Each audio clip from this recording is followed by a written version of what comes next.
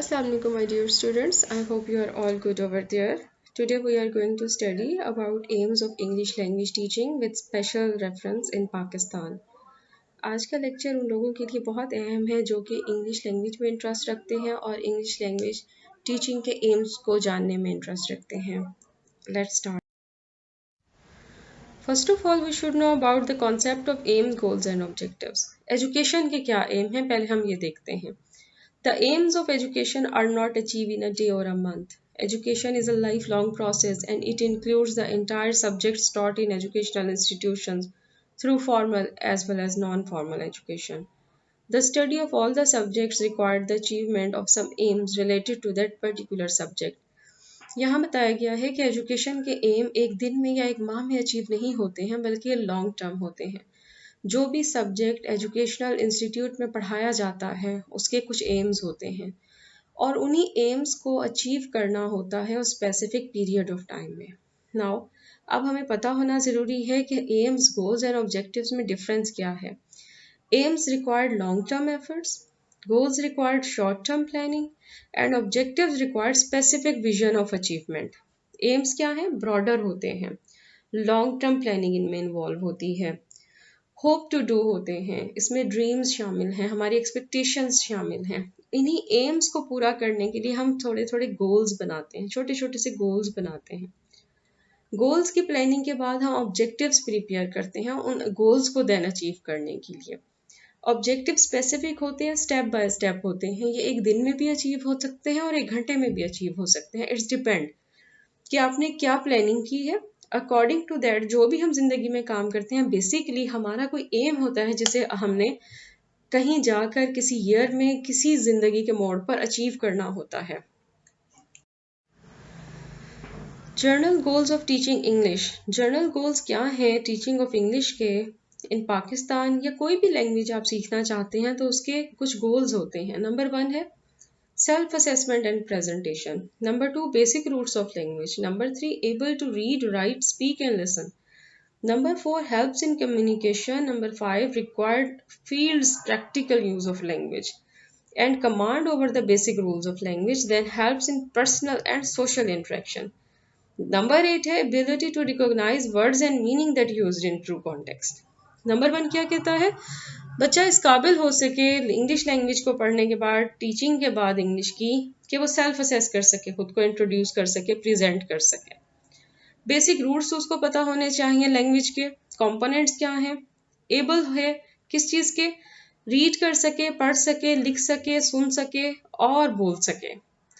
Communication में help करे. किसी भी फील्ड में अगर आप काम करते हैं उस फील्ड की एक स्पेसिफिक वर्डिंग होती है, लैंग्वेज होती है. इंग्लिश लैंग्वेज जैसा कि हम जानते हैं कि इंटरनेशनल लैंग्वेज है, हर जगह बोली और समझी जा सकती है. तो आपको पता हो कि आपने अपनी फील्ड में कौन से लफ्ज़ों का चुनाव करना है, कैसा सेंटेंस यूज़ करना है. उसके बाद कमांड होनी ज़रूरी है बेसिक रूल्स पर.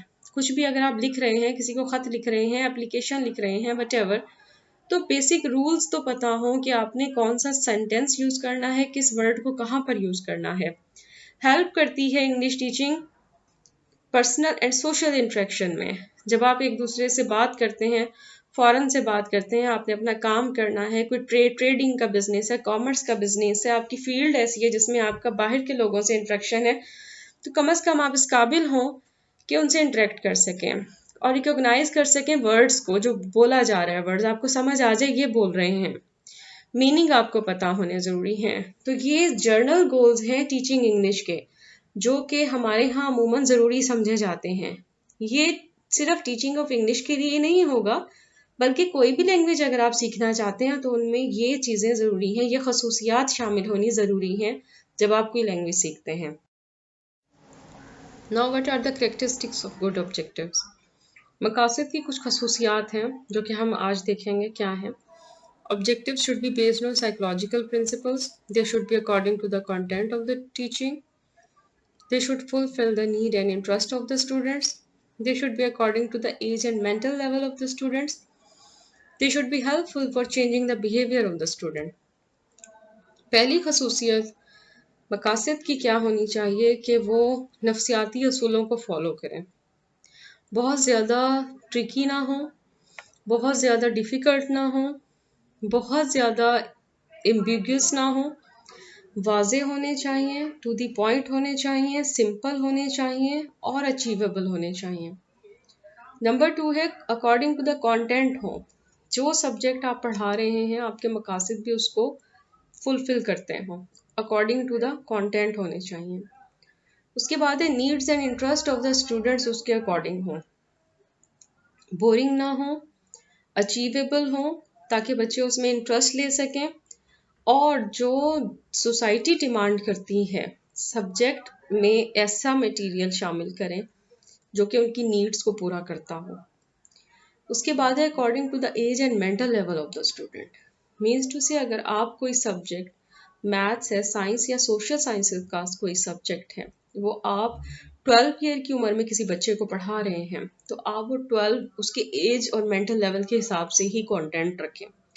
ऐसा ना हो कि बच्चे की उम्र तो 12 ईयर है लेकिन आपने मटेरियल जो है वो 25 ईयर के एज का ग्रुप का रख दिया है, तो ये बहुत इंपॉर्टेंट है।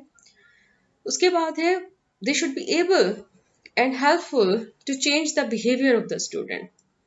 तालीम का मकसद ही यही है कि वो स्टूडेंट्स में एक पॉजिटिव और अच्छा चेंज लेकर आ सके।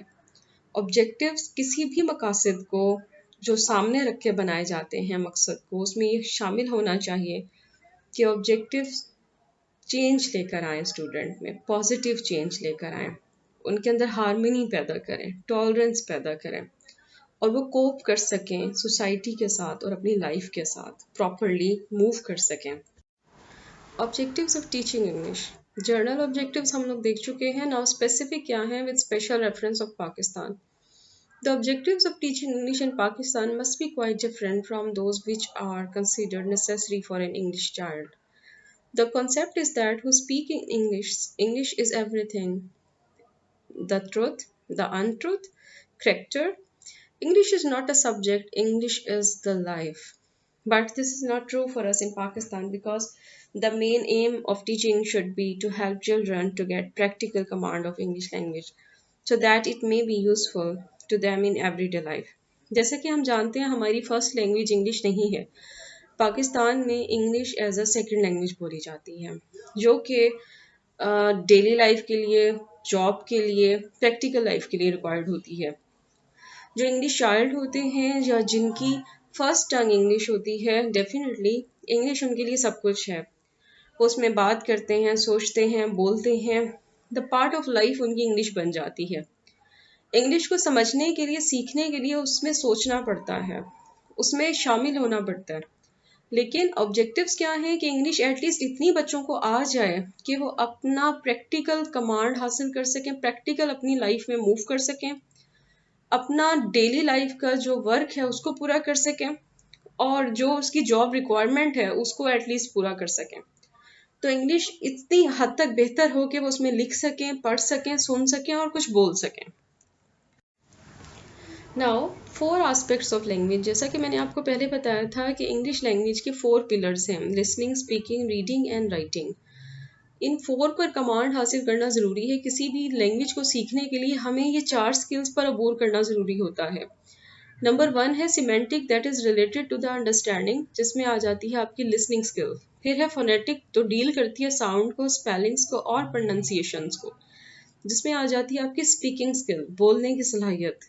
फिर है फोनेटिकम ग्राफिक, जिसमें आ जाती है रीडिंग स्किल, कि आप पढ़ते किस तरह से हैं, आप रीड कितना अच्छा कर सकते हैं। उसके बाद है ग्राफिक, जो कि आती है, लिंक करती है आपकी राइटिंग स्किल से, कि आप लिखते किस तरह से हैं।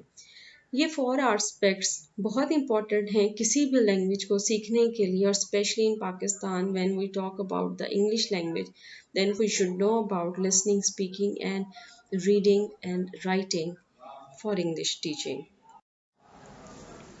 Now aims and objectives of teaching English at secondary level.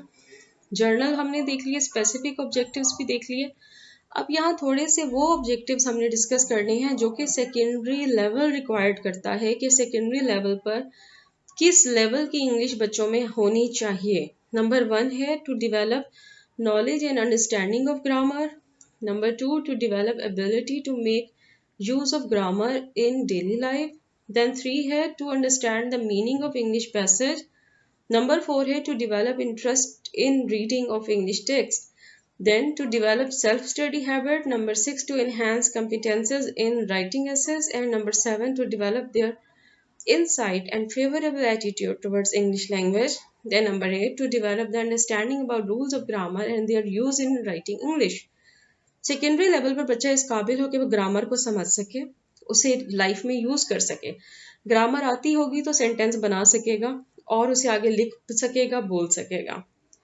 और इस काबिल हो कि इंग्लिश के पैराग्राफ्स को पढ़ सके। कहीं कोई बुक है, न्यूज़पेपर है, तो किसी पैसेज को पढ़ सकता हो और उसे समझ भी सकता हो। फिर है इंटरेस्ट डेवलप करना बच्चों में इस उम्र में कि वो पढ़ना सीखें, बुक्स में इंटरेस्ट डेवलप करना, रीडिंग की तरफ लेकर आए उन्हें, सेल्फ स्टडी हैबिट डालें, खुद भी पढ़ने का शौक उनमें पैदा करें।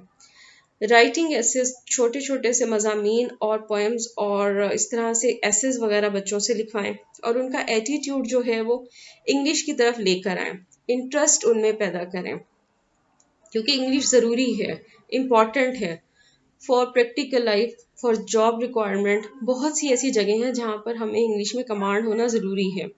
तो जब तक इंटरेस्ट नहीं होगा बच्चे प्रॉपरली उसकी तरफ नहीं जा सकेंगे। उसके बाद ग्रामर का प्रैक्टिकल यूज जब आएगा तो डेफिनेटली वो उसे अपनी डेली लाइफ में यूज भी कर सकेगा। तो ये कुछ ऑब्जेक्टिव्स हैं जो कि सेकेंडरी लेवल पर सामने रखे जाते हैं जब भी इंग्लिश पढ़ाई जाती है। Now after that, aims and objectives of English teaching at higher secondary level. Higher secondary level पर डेफिनेटली जब प्राइमरी और सेकेंडरी लेवल के मकासद पूरा कर लेगा बच्चा तो वो हायर सेकेंडरी में काफ़ी हद तक सीख चुका होगा। इस लेवल पर इंग्लिश लैंग्वेज टीचिंग का मकसद क्या है? पहला क्या होना चाहिए? Motivate the students towards English language. Number 2, to encourage for composing simple poems and writing small essays. Number 3, to develop the ability to understand English passage and stories. Then to encourage the student for writing the meaning or theme of poem or passage in their own words. To develop the ability of appreciation of ideas and criticizing the thinking. And to develop the creativity of the students. Then to develop the mastery of language for expressing the ideas, feeling and experience. Number 8, to develop the ability of evaluation and analysis of language components. Then to develop the values, moral and character of the language in students. यहाँ पर motivate किया जाता है students को। Higher secondary level जो है grooming level है, इसमें आप बच्चों से पोएम्स भी लिखवाएं, एसेज लिखवाएं, उनकी करेक्शंस करवाएं, उन्हें मुख्तलिफ तरह की बुक्स दें, उनको बुक्स की उनका स्टोरीज पढ़वाएं, पैसेजेस पर काम करवाएं। कोई भी बुक आप उन्हें असाइन करें कि वो उस बुक को पढ़ने के बाद उसे क्रिटिकली उसको तज्जिया कर सके, उसको अप्रिशिएट कर सके, कोई थीम लिख सके, मीनिंग बना सके। पूरी की पूरी बुक अगर उसने पढ़ ली है तो उसे समझ आए, उसमें से बेसिक एक्सट्रैक्ट कर सके, वो क्रिएटिविटी बच्चों में लेकर आए, लैंग्वेज की तरफ से उनके अंदर फीलिंग आए, एक्सप्रेस कर सके वो अपनी फीलिंग्स को लैंग्वेज के थ्रू, अपने एक्सपीरियंसेस को शेयर कर सकें इंग्लिश लैंग्वेज में। और इसके अलावा जो main components of English language है उसके ऊपर बात कर सकें, उनको समझ सकें, उन्हें एग्जीक्यूट कर सकें, उन्हें यूज़ कर सकें अपनी 4 स्किल्स में। जब वो बोलें प्रॉपरली, सेंटेंस स्ट्रक्चर प्रॉपर हो, लिखें तब रूल्स उनके सामने हो, उनको आते हो। जब वो पढ़ें कोई भी किताब, उन्हें मीनिंग पता हो, उस अच्छी तरीके से उसको समझ सकें, उसको अंडरस्टैंड कर सकें, उसको प्रॉपरली एक्सप्रेस कर सकें। उसके अलावा आप जब बात करते हैं बोलने की, सुनने की, अगर वो किसी को सुन रहे हैं तो उस जब वो इंग्लिश लैंग्वेज में बोल रहा है तो वो समझ भी सकें। ये सारी स्किल्स और ये सारी फॉर्मेशन जब आप इंग्लिश लैंग्वेज के सब्जेक्ट में या किताबों में ले आएंगे मकासद को, तो डेफिनेटली वो काफ़ी हद तक सीख जाएगा। उसके बाद यहाँ बताया गया कि लैंग्वेज, हर लैंग्वेज के कुछ मॉरल्स होते हैं, वैल्यूज़ होती हैं, कुछ करेक्टर होता है।